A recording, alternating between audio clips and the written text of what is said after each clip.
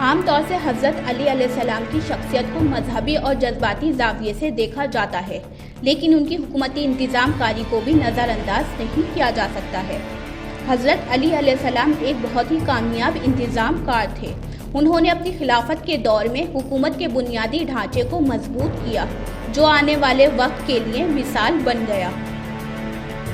روزنامہ انقلاب نے الہ آباد ہائی کورٹ کے سینئر ایڈوکیٹ سید فرمان احمد نقوی کا ایک مضمون شائع کیا ہے، جس کی سرخی کچھ اس طرح ہے: عام طور سے حضرت علی علیہ السلام کی شخصیت کو مذہبی اور جذباتی زاویے سے دیکھا جاتا ہے، جو مذہبی طور پر ضروری بھی ہے، مگر ان کی حکومتی انتظام کاری کو بھی نظر انداز نہیں کیا جا سکتا۔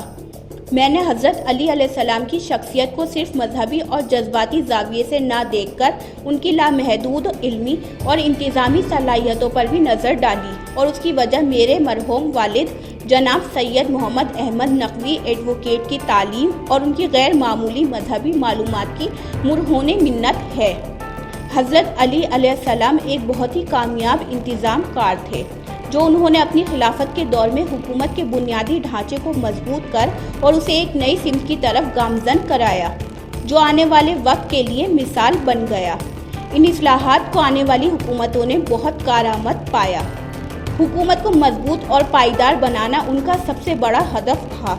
اس مقصد کو پورا کرنے کی راہ میں آپ کا پہلا قدم تھا ایک مرکزی بیورو کا قیام۔ جن باتوں کو آپ سب سے زیادہ اہم مانتے تھے، ان کو نشانے پر لیا۔ ان کے ہدف میں ایک اہم مسئلہ تھا اربوں میں غرور اور تمکنت کو محدود کرنا اور تہذیب و تمدن کے دائرے میں ان کو لایا جانا۔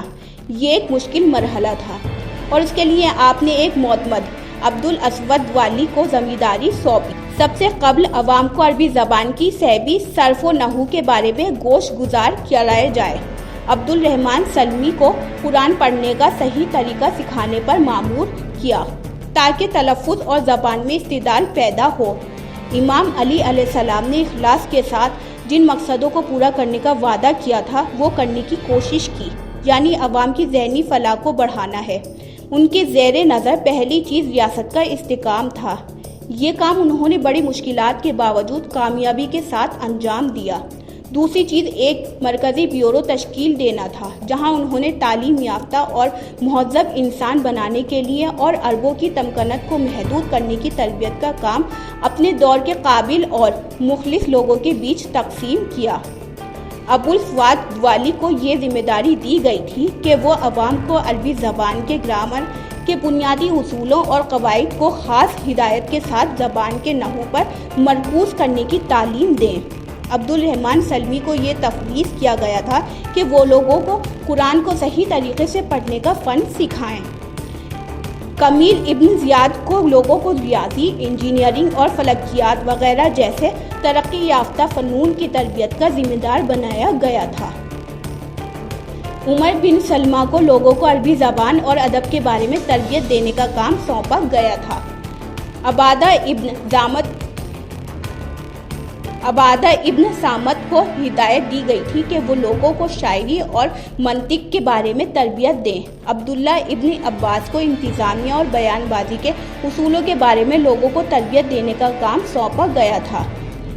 حضرت علی خود لوگوں کو فلسفہ، مذہب، اخلاقیات اور قرآن کریم کی تفسیر اور نبی صلی اللہ علیہ وآلہ وسلم کی روایات کے بارے میں تربیت دینے کا کام کرتے تھے۔ در حقیقت وہ خود ہی تمام سرگرمیوں کا مرکز تھے۔ اگرچہ ان کی زندگی کا ہر لمحہ بہت قیمتی تھا، لیکن پھر بھی وہ اپنے ماتحت افراد کو یہ سکھانے کا وقت ضرور نکالتے تھے کہ وہ لوگوں سے کیسے روبرو ہوں اور کیا اور کب کہنا ہے اور کیا پڑھانا ہے۔ انتظامیہ میں بہتری ان کی حکمرانی کا بنیادی ہدف تھا، اور اس کے لیے خاطر خواہ انتظامات کیے گئے تھے۔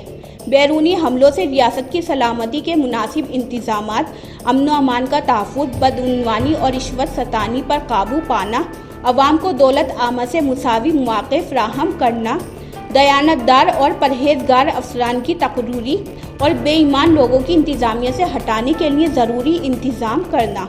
انتظامی کے ضروری اقدامات میں انہوں نے جو اقدامات کیے، ان میں سب سے اول ایک طاقتور فوج قائم کرنا، اس میں محض سوداگری کرنے والوں کے اندراج سے اجتناب، تجارت اور تاجروں کا خیال رکھنا اور غیر مسلموں کے ساتھ احترام کرنا ان کی اولین ترجیحات میں شامل رہے۔ اس دور میں وہ پہلے حکمران تھے جنہوں نے اپنی حکومت میں بجٹ کا نظام متعارف کرایا۔ حضرت علی نے ریاستی کام کاج کو 5 حصوں میں تقسیم کیا: پبلک فائنانس، فوج، مرکزی سیکریٹریٹ، عدلیہ اور صوبائی دفاتر۔ محکمہ فائنانس کو 2 حصوں میں تقسیم کیا گیا، پہلا کلیکشن سینٹر تھا اور دوسرا ڈسٹریبیوشن سیکشن کا۔ صدقہ و زکوٰۃ کی آمدنی مرکزی سرکار کا حصہ تھے، جسے سرکاری کام کاج غریب، معذور، یتیم عوام کی کفالت، ان کی کفالت پر جو جنگ میں اپنی مرضی سے شامل تھے، غلاموں کو آزاد کرانے اور قرض داروں کے قرض ادا کرنا، سرکار کے ذمے جو قرض ادائیگی ہو اس مد پر ان حاجیوں پر جو کسی مصیبت میں گرفتار ہوں خرچ کیا جاتا تھا۔ اس میں غور طلب یہ ہے کہ اس سے قبل فوج میں مرضی سے شامل ہونے والے غلاموں کی آزادی، سرکار کے قرض ادا کرنے، مصیبت زدہ حاجی حضرات کو پہلی بار مدد سرکاری خزانے سے دینے کی پہل امام علی علیہ السلام نے کی، جو آنے والے وقت میں بہت کارگر ثابت ہوئے۔ تو یہ تھا ناظرین روزنامہ انقلاب میں شائع مضمون، جس سے ظاہر ہوتا ہے کہ حضرت علی علیہ السلام کا سب سے بڑا ہدف تھا حکومت کے بنیادی ڈھانچے کو مضبوط اور پائیدار بنانا، اور انہوں نے اپنے اس مقصد کو پورا کیا۔ حضرت علی علیہ السلام نے جس طرح اپنی خلافت کے دور میں حکومت کے بنیادی ڈھانچے کو مضبوط کیا اور اسے ایک نئی سمت کی طرف گامزن کرایا، یہ آنے والے وقت کے لیے مثال بن گیا۔ یسریٰ انصاری کی رپورٹ، MMC نیوز انڈیا، نئی دہلی۔